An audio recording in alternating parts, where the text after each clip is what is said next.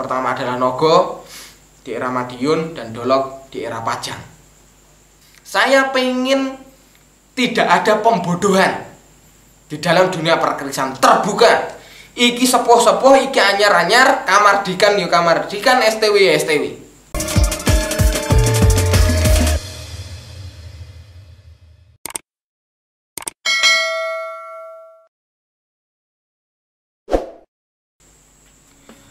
Assalamualaikum warahmatullahi wabarakatuh. Rahayu, salam milenial ngaji budaya. Di sini saya akan membabar dua pusaka. Tentunya saya baru dapat dua pusaka. Ya kurang lebih ya sekitar 1 bulanan ini lalu Dulur-Dulur TV. Dua pusaka ini sangat sangat berharga bagi saya karena pusaka ini Dulur-Dulur TV ini ketika saya mendapatkan, saya sudah mendapatkan pitedah dulu ataupun petunjuk dulu. Jadi sekitar 2 mingguan yang lalu saya mendapatkan petunjuk. Jadi untuk memahari sebuah pusaka yang di situ memang tidak main-main di Bini Sepuh. Dua pusaka Dulur-Dulur TV. Alhamdulillah Bini Sepuh saya suwani, kita sarasean dan memang pusakanya tidak main-main. Saya mendapatkan banyak sekali kaweruhnya, juga mendapatkan banyak sekali pesannya. Nah, apa pusakanya? Ini yang pertama adalah nah, apa pusakanya Dulur-Dulur TV? Yang pertama adalah Nogo.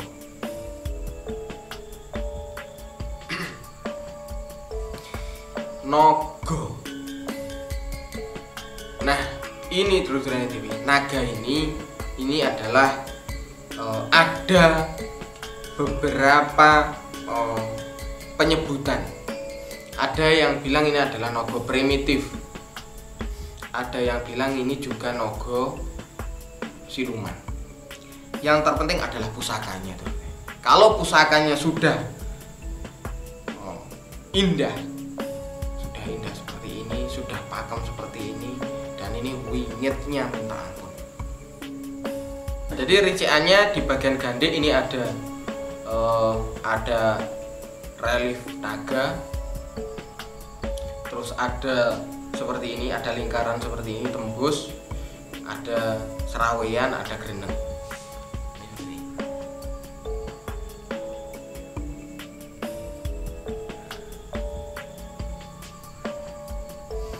Nah, untuk pamornya ini adalah pamor banyu mili.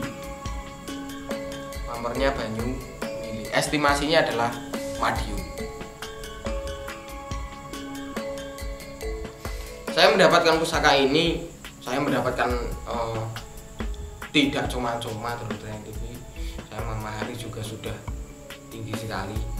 Dan ini memang pusaka yang dari Bini Sepuh, yang dari beberapa pusaka wingit saya, ini wingitnya juga minta ampun. Jadi seperti itu. Karena kita bisa menilai begini Dulur-Dulur. Kita bisa menilai keindahannya dari pusaka ini dulu. Indahnya apa? Mulai dari langgamnya. Dari langgamnya sudah indah sekali. Dari langgamnya. Loknya kita di sini adalah lok 13. Kita pelajari dulu loknya, mulai dari 1, 2 di sini 1, 2, 3, 4, 5, 6, 7, 8, 9, 10, 11, 12, 13. Di sini 13. Loknya 13. Indah sekali. Dan wingit. Nah, ketika saya berbicara di sini wingit, otomatis sudah secara esoterik. Seperti itu. Kalau saya sudah wingit dan sebagainya, di sini kita secara esoterik. Kalau panjenengan masih masih mungkin tidak kurang begitu mengerti tentang isoteri, sudah tidak usah dipaksa. Yang penting apa? Panjenengan sudah tahu dulu pusakanya dan suka pusakanya, sudah isoteri itu nanti akan mengikuti sendiri. Yang penting panjenengan suka dulu pusakanya. Seperti itu. Kalau sudah menyukai pusakanya, isoteri itu nanti akan mengikuti secara pelan-pelan. Nah, jadi pelan-pelan di sini ya tidak hanya mungkin ya hitungan harian, bulanan, tidak, ya mungkin bisa tahunan. Jadi seperti itu.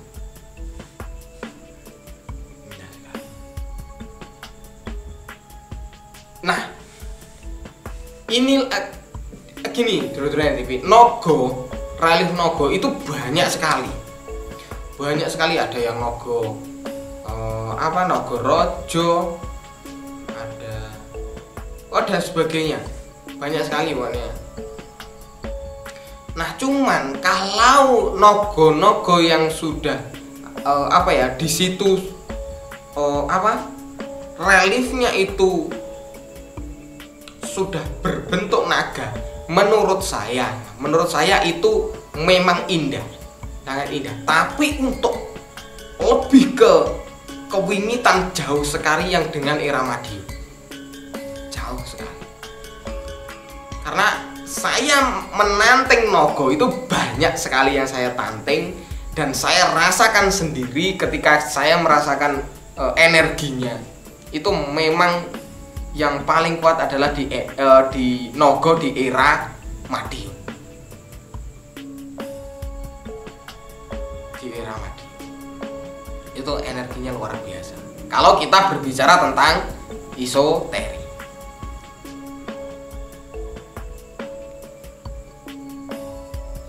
bahkan ketika saya mendapatkan pusakanya ini juga mendapatkan pesan ketika ini memang nanti mencari majikannya, ya carilah sosok memang yang di situ tidak ibaratnya ora kadunya. Jadi seperti itu. Wes memang mempunyai niat yang baik dan tidak memiliki watak yang jahat. Jadi seperti itu. Itu adalah di nogo. Nogo sendiri itu adalah ular kan dulu ya ini. Jadi ular yang dilanggamkan ke dalam sebuah pusaka oleh sang empu.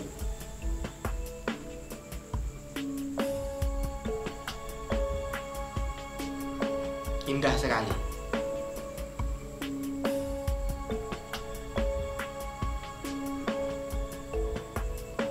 Bahkan dulu ini memang dari beberapa pusaka entah kenapa auranya begitu kuat banget di nogo Madiun ini. Wingit sekali. Wingitnya dapat, auranya juga kuat. Makanya saya mendapatkan pesan itu ya semoga saja harapan saya ketika nanti mendapatkan majikan ya yang sesuai dan memang sudah diberikan petunjuk. Ini adalah yang pertama, pusaka nogo. Entah nogo kikik, entah nogo siluman, entah nogo primitif, monggo terserah. Tetapi kalau saya yang sreg ya ini nogo siluman. Ada yang bilang nogo primitif juga nggak masalah, kan pendapat itu bebas ya. Toh misalkan panjenengan ini bilangnya itu nogo sosro, ya terserah kan. Saya kan juga tidak protes. Jadi monggo saja. Yang penting pusakanya sepuh. Itu yang terpenting. Terus yang kedua kalinya apa? Duru-duruan TV. Ini untuk pusaka yang kedua kalinya. Ini adalah pusaka yang kedua. Ini adalah apa duru-duruan TV? Saya kasih ricikannya. Gandek. Terus pijetan, serawean, sogoan, rangkap 2 depan belakang. Sekali lagi, gandek, lugas, tikel alis, pijetan, sogokan rangkap 2 depan belakang, serawean greneng. Loknya lok 5, 1, 2, 3, 4, 5. Lok 5. Estimasinya apa? Pajang. Era-era pajang. Tantingannya luar biasa sekali. Besinya gelugut. Pamornya full meteorit. Nah, inilah yang dimaksud dengan dapur dolok. Dapur dolok.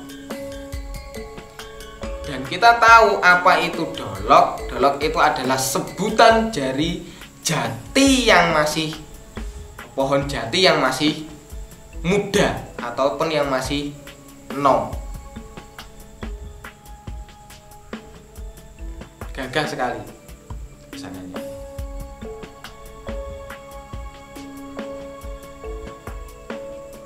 Apa filosofinya terus ini? Filosofi dari dolok tersendiri ya, kita harus bisa mengikuti apa yang sudah digambarkan di jati tersebut, di pohon jati tersebut. Ingat, pohon jati itu kan melalui beberapa proses. Ketika dia musimnya kemarau, daunnya gugur, dia hidup dengan batang pohon yang sudah tidak ada daunnya, sudah gersang sekali. Ketika musim musim penghujan, mulai musim penghujan, ya toh, daunnya sudah mulai lebat lagi, hijau, bahkan berguna untuk bermanfaat untuk bungkus makanan juga. Filosofinya ini sangat amat dalam sekali dapur dolok itu. Bahwasanya ketika kita memiliki pusaka ini ya juga diinginkan kita juga bisa mencerminkan pohon jati tersebut. Jadi kita juga bisa berproses, kita juga bisa bertahan hidup. Nanti apa? Ketika kita sudah bisa menikmati sebuah pohon jati tersebut, ya migunani regane yo kan juga yang namanya pohon jati nek tuwek tenanan, apalagi nanti sudah diukir kan juga mahal. Sama saja dengan kalau kita sudah misalkan memiliki pusaka dolok, harapannya juga sama. Kalau sudah memiliki pusaka dolok ini, kita juga bisa lebih ngibawani lagi, lebih iso ngekei pangerten agar juga bisa bermanfaat kepada orang yang di sekeliling kita. Nah, inilah dapur dolok. Dua pusaka inilah yang saya dapat dari Pini Sepuh Duldrayan TV. Yang pertama adalah memang nogo siluman, nogo kike, nogo terserah, nogo apa saja. Terus yang kedua kali adalah dapur dolok di era pajang.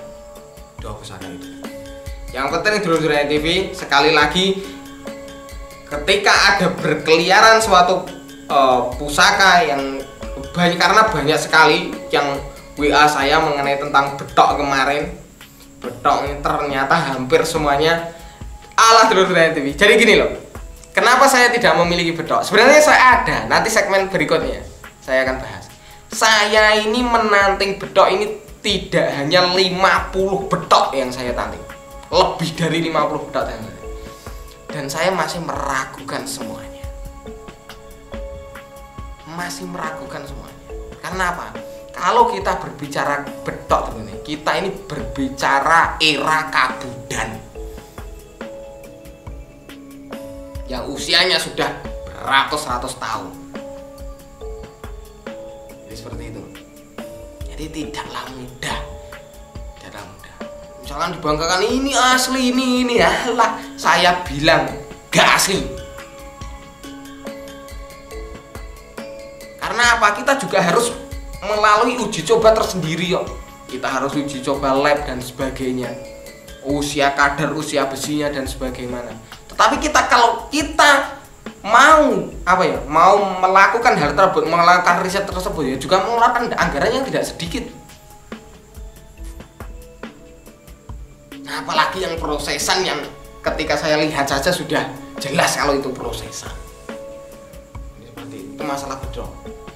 Jadi sekali lagi terus TV, kalau penyeimbang mending saran saya adalah pakem. Stop. Itu saran saya. Saran saya menggunakan pakem untuk penyeimbang. Karena kenapa? Kalau kita berpikiran bedok-bedok dan sini, yang pertama keraguan pertama itu sudah 80%. Walaupun maharnya misalkan 50 juta, 100 juta, itu keraguan pertama saya sudah 80%. Apalagi yang di bawah itu. Jadi seperti itu terus. Karena kenapa saya sekarang akan vulgar dan keras sekali ketika membicarakan hal-hal yang sekiranya di situ dinalar kok kaduan. Saya pengen tidak ada pembodohan di dalam dunia perkerisan, terbuka. Iki sepuh-sepuh, iki anyar-anyar, kamardikan yo kamardikan, STW ya STW. Jadi seperti itu. Saya akan keras di sini. Kalau dulu memang saya agak gini-gini ya, lo gue. Tapi sekarang tidak. Iman generasi yang pengen nguri-uri atau pengen mengenal pusaka itu banyak sekali. Sudah mulai beranjak dan banyak sekali, alhamdulillah. Nah, kalau di situ ada oknum-oknum yang memanfaatkan, saya adalah orang pertama yang tidak terima. Karena saya sendiri juga korban. Saya adalah korban. Dulu di awal-awal saya mengenal pusaka juga seperti itu. Tidak ada yang sekiranya ingin membantu mengajari, ini adalah sepuh, ini adalah pusaka yang kamardikan, ini yang garap baru dan seperti apa, itu tidak ada. Dan saya juga korban. Makanya ketika ada WA banyak sekali ke saya menanyakan tentang pusakanya yang sudah maharnya sudah sangat tinggi, dan pusakanya itu adalah ada yang prosesan, bahkan ada yang kabudan itu ngakunya di mahar berapa, 25 juta. Di mahar 25 juta di WA ke saya dan dibeli, tapi ngakunya sepuh dan gini-gini. Nah, maksud saya di sini, kenapa kok saya berani mengatakan saya adalah orang yang pertama? Kalau misalkan nanti ada orang yang kedua, yang ketiga, yang keempat, saya alhamdulillah. Berarti ada edukasinya di dunia perkerisan, tidak hanya pembodohan saja. Saya juga korban dulu. Banyak sekali pusaka saya dulu pas pada waktu awal-awalnya. Saya dulu ya, seminggu saya beli 10, 20 dalam 1 minggu itu. Bayangkan sudah habis berapa saya. Tapi disitulah ketika saya niatkan memang untuk belajar, ya alhamdulillah ada jalannya. Kalau memang gimana ya, di dunia pusaka itu memang tidak asing kok. Misalkan kalau sudah yus beni ibaratnya beni kowe gak ngerti, terus nongko sopo sing arep nuku pusakaku, ibaratnya seperti itu. Makanya di sini saya gerang sekali melihat hal-hal seperti itu. Salah satunya di forum. Kalau di forum saya akan langsung blokir karena saya sendiri adalah adminnya. Kalau misalkan ada seseorang yang saya di lokasi itu juga nawari saya terus ini prosesan, saya bilang gitu, saya los. Bahkan ada di dunia maya, entah di Facebook atau di YouTube juga dan sebagainya, itu bilang betok gini-gini, alah betok dan sebagainya, itu nggak usah perlu dipikirkan. Yang penting kita itu gimana ya, mengerti tentang ini pusaka sepuh, ini pusaka kamardikan, ini pusaka STW. Seperti itu. Ketika nanti panjenengan mahari, tidak ada hal yang perlu disarasiankan lagi atau ditanya-tanyakan lagi. Lah panjenengan menggemari sebuah pusaka, dasaran panjenengan itu apa? Makanya saya paling sekali ketika ada bedok ngomong bedok kabudan mahar 500.000, itu bagaimana maksudnya? Dan banyak sekali lagi, saya tidak membicarakan bedok saja loh, semua keris loh ya. Saya ingin menghargai sebuah tinggalan warisan leluhur yang kalau memang pusakanya sepuh, yo ayo diajeni tenan mahari. Sekarang kita mendapatkan pusaka yang lokasian itu tidak gampang dan tidak mudah, sulit juga iya.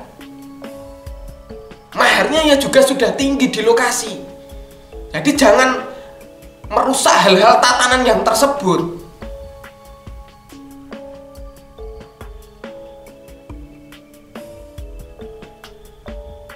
Dan yes, ini yang saya harap untuk kaula muda. Ayo kita berani gitu loh.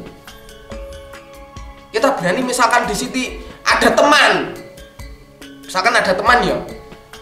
Terus mau siki prosesan ini dikaya misalkan seperti itu. Jangan seperti itu. Kasihan teman kita. Dan itu ada. Sekarang itu masih banyak hal seperti itu. Kalau malah kita arahkan, sampean nyenengi pusaka ki sing piye, diarahkan yang baik. Jangan kok malah bareng-bareng pengen merusak semuanya. Dan ini saya tidak suka. Bahkan yang di luar sana itu masih banyak orang yang ibaratnya yo dihapusi lah, banyak.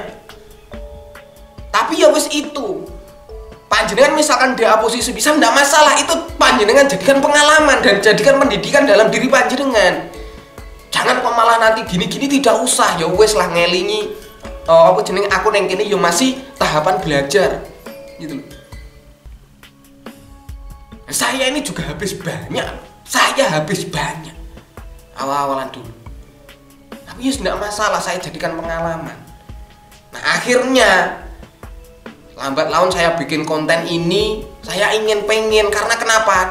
Sekarang orang generasi milenial ya, tentu saya generasi milenial yang ingin nguri-uri khususnya pusaka itu sudah marak. Dan alhamdulillah bahkan anak SMA, SMP kesini, orang Surabaya kesini, orang Kediri kesini, orang Pacitan kesini. Malah orang Pacitan itu malah dihapusi sama Allah.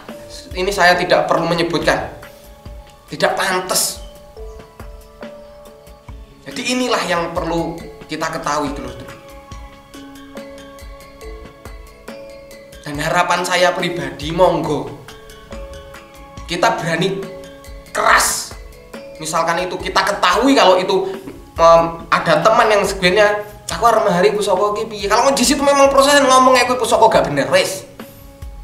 Lah kok iso ngono? Lah kowe karep manut aku apa ora? Kalau dia balik lo ya wis terserah, tapi aja getun. Wong saya ya yang sudah seperti ini aja banyak kok. Orang yang mau mendekati dengan pusaka-pusaka tertentu banyak. Itu. Kalau misalkan ketemu enggak masalah, tapi di WA ini Gus kayak gini ya. Jadi seperti itu loh. Nah, dulur-dulur TV, pada intinya tidak usah kita terlalu nguber pusaka yang sekiranya itu mokal untuk dipikirkan. Jadi seperti itu, tidak usah.